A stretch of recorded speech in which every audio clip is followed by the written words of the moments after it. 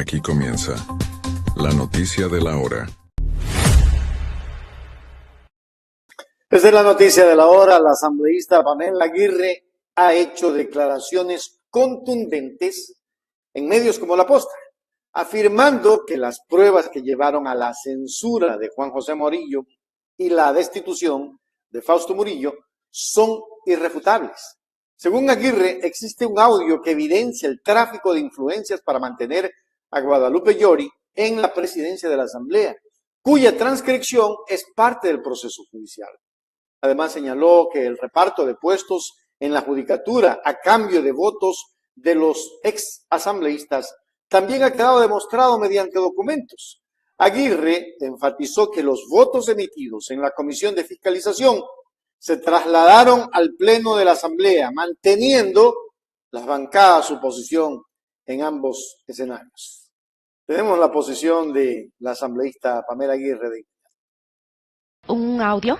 En este audio existían las voces de Juan José Murillo, el juez Dos Tejos y otros actores políticos que pensaban, a través de acciones de protección, evitar la destitución de Guadalupe Llori. Y esa, la verdad, es una de las razones por la que estoy aquí hoy, porque ustedes difundieron ese audio. Y ese audio es real, porque hemos recibido de la Corte Nacional de Justicia la transcripción de ese audio, donde no está solo esa parte, sino son varias hojas, son exactamente 70 hojas, donde se indica claramente que estaban buscando repartirse la justicia para proteger a Guadalupe Llori. Ese es uno de los enjuiciados políticamente, que es Juan José Murillo. El otro enjuiciado es Fausto Murillo, quien era presidente encargado de la judicatura, se había arrogado funciones, pero además nunca denunció este tráfico de influencias de uno de los vocales que le daban la mayoría. ¿Y qué encontramos en el juicio? Cosas terribles para el país. Y yo no creo que esto tenga que ver ni siquiera con la mayoría. Esto tiene que ver con el combate a la corrupción. El presidente Noboa dice que combate la corrupción. Entonces empecemos depurando una judicatura donde Fausto Murillo jamás sentenció a aquellos jueces que dejaban libres a los narcotraficantes, jamás sancionó a aquellos fiscales que incumplían con la norma. Es cómplice de la destrucción de la justicia. En este país no hay justicia. ¿De qué justicia me hablan? Sin embargo, los grandes responsables han sido los vocales de la judicatura, presos, con llevamiento a juicio y con tantas otras escándalos de corrupción. Sí. Nosotros, luego del juicio político, nos hemos dado cuenta que Fausto Murillo incumplió funciones en 4 causales que presentó el proponente y que se han evidenciado. Primero, él no tenía que sentarse como presidente de la judicatura, sino Álvaro Román. Tal es el caso que la sentencia de la Corte Constitucional indica que quien debió ser el presidente era Álvaro Román, porque él se sentó ahí. Si no tenía que sentarse ahí. Y si es que él hubiera sido el designado legítimamente, tendría que haber continuado ahí. Esa es la primera causal. Si es que él hubiera sido el legítimo presidente, no hubiera ahora estado sentado el señor Álvaro Román. El abandono de la justicia. Si es que cualquier ciudadano que nos ve, muchos de ellos son abogados, van a las salas, van a los distintos espacios del Consejo de la Judicatura. ¿Qué encuentran? Salas destruidas, goteras, inundaciones. En Guayaquil hasta había una plaga de gatos, bichos.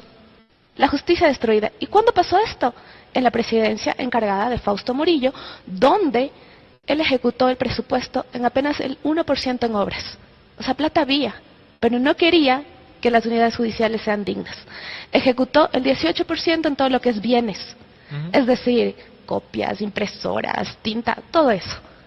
Incumplió funciones, porque el acceso a la justicia tiene que ser una garantía donde un ciudadano va a presentar una denuncia y no te pueden decir deben parar las copias y deben parar la gasolina. Él incumplió funciones. No homologó a los funcionarios judiciales y adicionalmente no logró reconstruir la Corte Nacional, el edificio del Palacio de Justicia de Manabí. ¿Cree que va a haber votos hoy?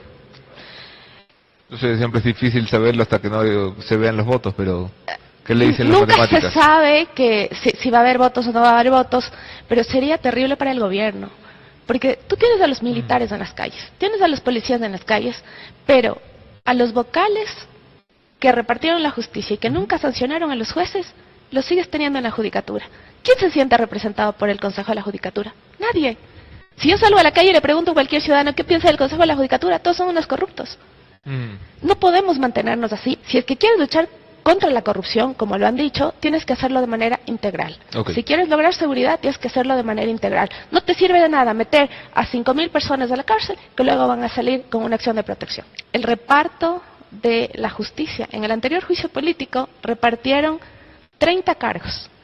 30 cargos que fueron contratados durante el juicio político. Estos 30 cargos tienen que ver con asesores y familiares de asambleístas que pasaron de sus despachos al Consejo de la Judicatura, que pasaron como familiares de determinados asambleístas al Consejo de la Judicatura a cambio de votos. Eso también lo denunciamos y todavía no se ha hecho absolutamente nada.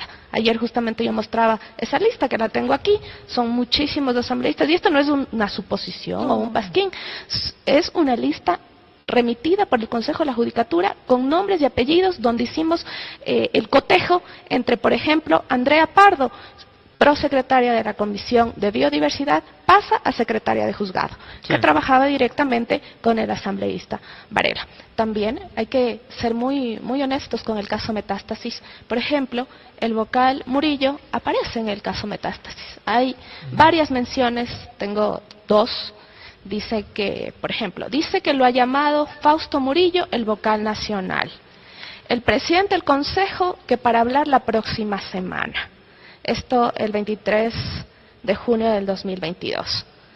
Él también estaba mencionado, donde supuestamente habría tenido reuniones. Nosotros vamos a poner una denuncia sobre la posible vinculación de Fausto Murillo con esta entrega de habeas corpus, esta entrega de acciones de protección. Él mismo, cuando fue denunciado por incumplimiento de funciones, sacó así, rápidamente, una acción de protección de 100 hojas en un día en Babahoyo.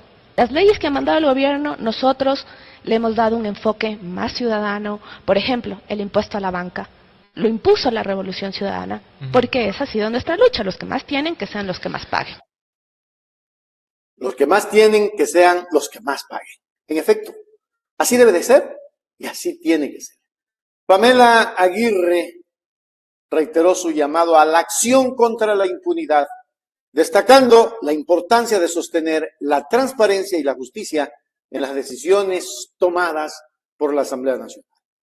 La firmeza de sus declaraciones refleja la tensión política que rodea estos casos y subraya la necesidad de rendición de cuentas en las instituciones del Estado ecuatoriano. La situación pone de manifiesto la lucha constante contra la corrupción y la importancia de preservar la integridad del sistema judicial y legislativo del país. ¿Qué esperamos? 2 cosas, ecuatorianos.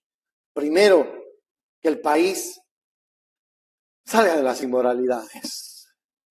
Algunos dicen que hoy, con el tema del allanamiento y de la detención del ex asambleísta Muentes, hay otras cosas que están allí, como por ejemplo venganza por la presión de la salida de los Murillo, en fin.